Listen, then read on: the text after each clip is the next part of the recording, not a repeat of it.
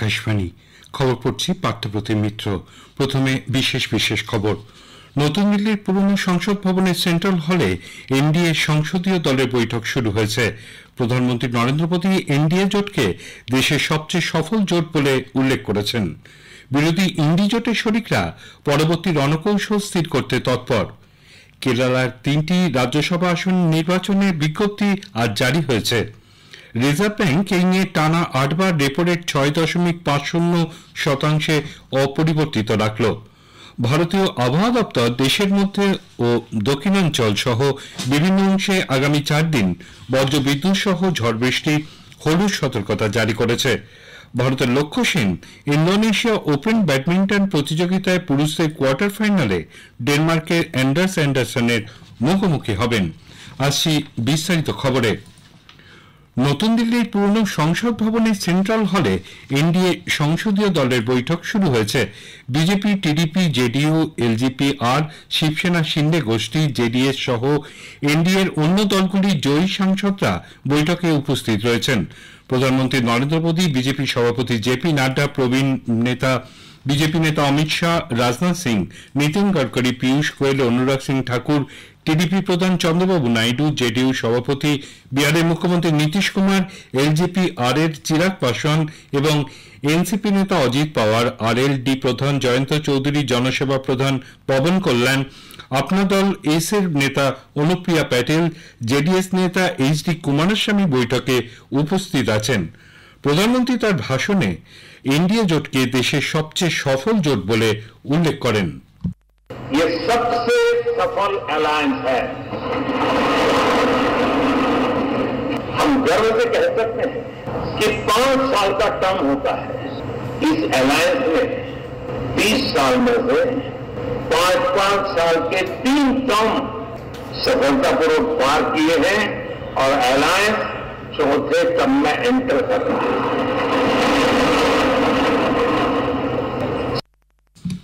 এর আগে জনতা দল ইউনাইটেড সভাপতি বিহারের মুখ্যমন্ত্রী নীতিশ কুমার তার নতুন দিল্লির বাড়িতে আজ সংসদীয় দলের বৈঠকে সভাপতিত্ব করেন।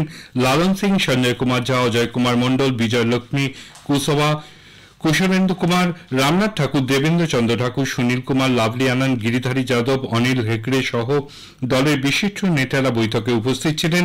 এদিকে লোক জনশক্তি পার্টি রামবিলাস দলের বৈঠকও আজ নতুন দিল্লিতে হয়।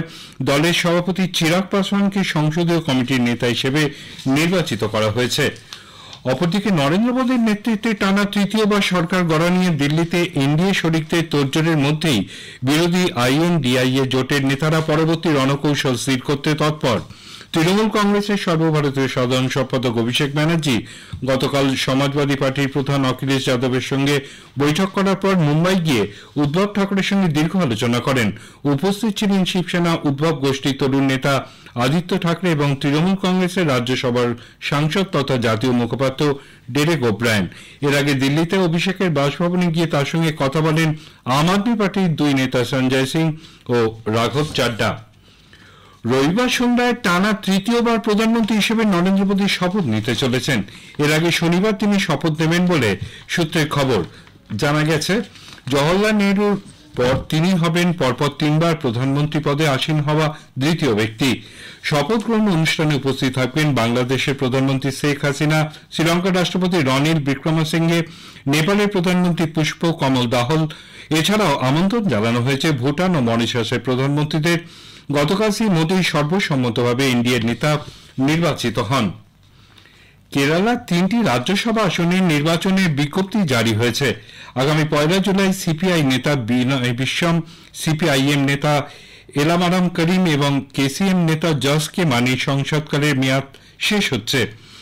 গতকালই মহারাষ্ট্রের একটি রাজ্যসভা আসনের নির্বাচনের বিজ্ঞপ্তি জারি হয়। মনোনয়নপত্র দাখিলের শেষ দিন আগামী 13 জুন, নির্বাচন হবে 25 জুন। ওড়িশায় প্রথম বিজেপির মুখ্যমন্ত্রী কে হতে চলেছে তা নিয়ে জল্পনা তুঙ্গে। 20 জন নবনির্বাচিত সংসদ সদস্য সহ দলের রাজ্য নেতৃত্ব দিল্লিতে রয়েছেন এবং সংসদীয় বোর্ডের বৈঠকে মুখ্যমন্ত্রীর নাম চূড়ান্ত করার আগে আজ এই বিষয়ে তাদের সঙ্গে দলের কেন্দ্রীয় নেতৃবৃন্দ আলোচনায় বসতে পারেন বলে মনে করা হচ্ছে। আম আদমি পার্টি দিল্লি বিধানসভা নির্বাচনে এককভাবে প্রতিদ্বন্দ্বিতা করবে। জাতীয় রাজধানীতে গতকাল মুখ্যমন্ত্রীর বাসভবনে দলের বিধায়কদের একটি বৈঠক অনুষ্ঠিত হয়। বৈঠকের পর দিল্লির মন্ত্রী গোপাল রায় সাংবাদিকদের বলেন, নির্দিষ্টভাবে লোকসভা নির্বাচনের জন্য ইন্ডিয়া জোট গঠন করা হয়েছিল। বেঙ্গালুরু 42তম ACMM আদালত আজ রাহুল গান্ধীকে শর্ত সাপেক্ষে জামিন দিয়েছে। কর্ণাটকে আগের বিজেপি সরকারের বিরুদ্ধে রাহুল গান্ধীর করা অভিযোগের মামলায় এই জামিন দেওয়া হয়। এই মামলার পরবর্তী শুনানি হবে আগামী 30শে জুন। রাহুল গান্ধীকে আজ আদালতে তলব করা হয়। উল্লেখ্য, কর্ণাটকে বিধানসভা নির্বাচনের আগে বিজেপির বিধান পরিষদের সদস্য BS কেশব প্রসাদই এই মামলা দায়ের করেছিলেন।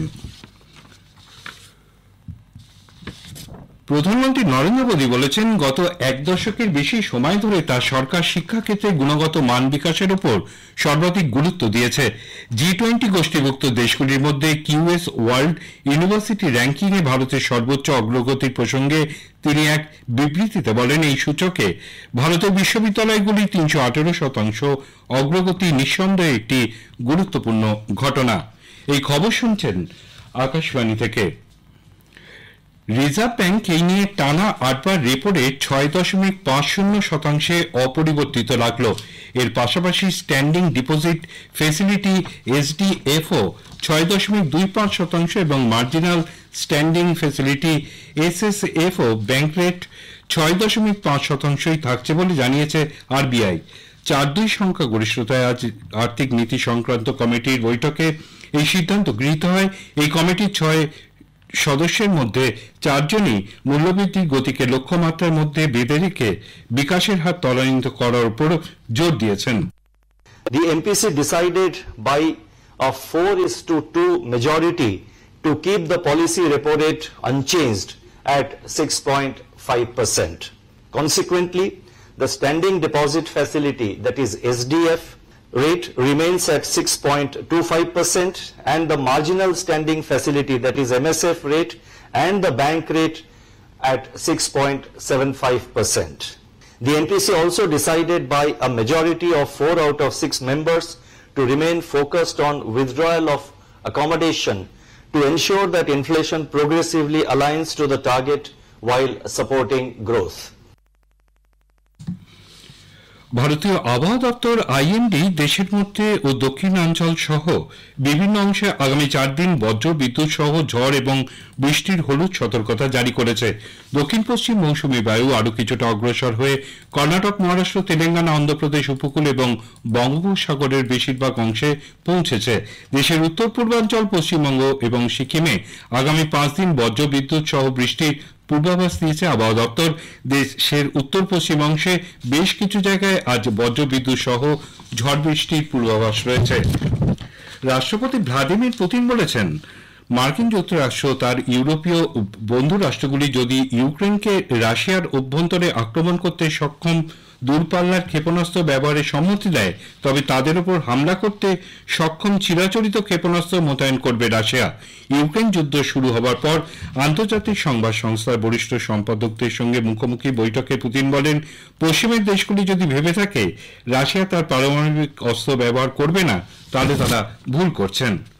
রাষ্ট্রসংঘের মহাসচিব অ্যান্টনিও গুতেরেস মায়ানমারে হিংসাত্মক সংঘর্ষ বেড়ে চলায় গভীর উদ্বেগ প্রকাশ করেছেন। গতকাল রাষ্ট্রসংঘের মুখপাত্র স্টিফেন দুজারিক এক বিবৃতিতে জানিয়েছেন, মায়ানমারের রাখাইন প্রদেশ এবং সাগিং অঞ্চলে সেনাবাহিনীর আক্রমণে সম্প্রতি বহু সাধারণ মানুষের মৃত্যুতে রাষ্ট্রসংঘের মহাসচিব উদ্বিগ্ন। ভারতের লক্ষ্য সেন জাকার্তায় ইন্দোনেশিয়া ওপেন ব্যাডমিন্টন প্রতিযোগিতায় পুরুষদের কোয়ার্টার ফাইনালে ডেনমার্কের অ্যান্ড্রেস অ্যাটনসেনের মুখোমুখি হবেন। তিনি গতকাল প্রি কোয়ার্টার ফাইনালে জাপানের কেন্তা নিশিমাতোকে 21-9, 21-15 স্ট্রেট গেমে পরাজিত করেন। শেষ করার আগে খবরের বিশেষ অংশ আরও একবার। নতুন দিল্লির পুরনো সংসদ ভবনের সেন্ট্রাল হলে এনডিএ সংসদীয় দলের বৈঠক চলছে। প্রধানমন্ত্রী এনডিএ জোটকে দেশের সবচেয়ে সফল জোট বলে উল্লেখ করেছেন। বিরোধী ইন্ডি জোটের শরিকরা পরবর্তী রণকৌশল স্থির করতে তৎপর। কেরালার 3টি রাজ্যসভা আসনের নির্বাচনের বিজ্ঞপ্তি আজ জারি করা হয়েছে। রিজার্ভ ব্যাংক এই নিয়ে টানা 8 বার রেপো রেট 6.50% অপরিবর্তিত রাখল। খবর এখনকার মতো শেষ হলো।